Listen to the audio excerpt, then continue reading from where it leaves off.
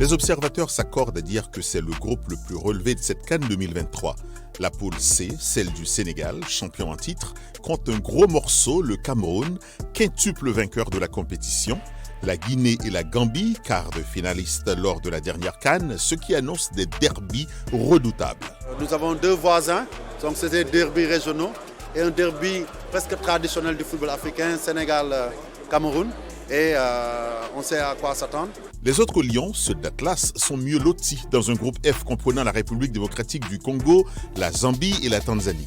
Le Maroc pourra surfer sur sa place de demi-finaliste lors de la dernière Coupe du Monde, lui qui court après un deuxième titre continental après 48 années de disette. Son premier sacre remonte à 1976. Mais attention, il n'y a pas de petites équipes en phase finale, prévient l'ancien international ivoirien Didier Drogba. Toutes les équipes seront redoutables. Je pense que pour arriver à ce stade-là de la compétition, il faut avoir quand même un certain niveau de jeu. Et donc toutes les équipes seront redoutables.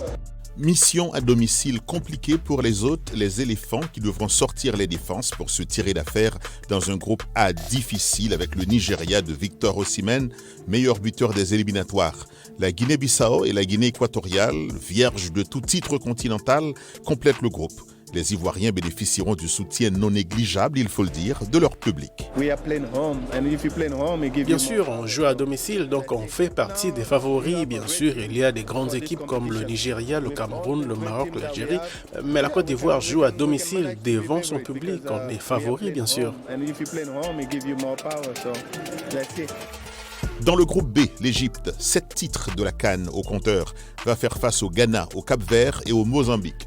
Pas de quoi inquiéter les pharaons de Mohamed Salah, finaliste malheureux lors de la dernière édition. Pour sa part, l'Algérie devra se méfier du Burkina Faso, de la Mauritanie et de l'Angola dans un groupe D à la portée des Fennecs qui recherchent un 3e titre après celui de 2019. La poule E renferme la Tunisie, le Mali, l'Afrique du Sud et la surprenante Namibie. L'ancien défenseur des Aigles de Carthage, Radi Jaidi, reste confiant. Il faut prendre nos chances dès le début, il faut être prêt pour ce groupe-là parce que le Mali, l'Afrique du Sud, c'est pas facile.